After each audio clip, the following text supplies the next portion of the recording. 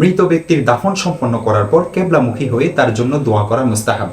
এটি একাধিক হাদিস দ্বারা প্রমাণিত। এক হাদিসে আছে, হযরত আব্দুল্লাহ ইবনে মাসউদ রাদিয়াল্লাহু তাআলা আনহুমা বলেন, তাবুক যুদ্ধে আমি রাসূলুল্লাহ সাল্লাল্লাহু আলাইহি ওয়াসাল্লামকে দেখেছি, তিনি আব্দুল্লাহ যুল বিজাদাইন রাদিয়াল্লাহু তাআলা আনহুকে কবরে শায়িত করলেন এবং দাফনের পর কেবলামুখী হয়ে হাত তুলে তার জন্য দোয়া করলেন।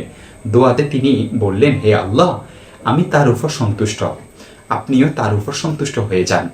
দেখতে পারেন হিলিয়াতুল আউলিয়া 1 নং খণ্ড 169 নং পৃষ্ঠা, আল বিদায়া ওয়ান নিহায়া 4 নং খণ্ড 673 নং পৃষ্ঠা। আরও দেখতে পারেন আসসিরাতুন নববিয়্যা ইবনে হিশামের 2 নং খণ্ড 527 নং পৃষ্ঠা, ফাতহুল বারি 11 নং খণ্ড 148 নং পৃষ্ঠা।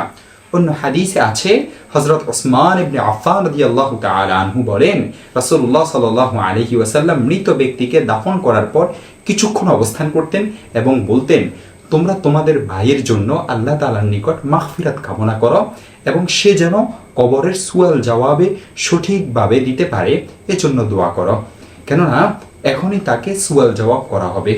দেখতে পারেন সুনানে আবি দাউদ হাদিস নং 3221।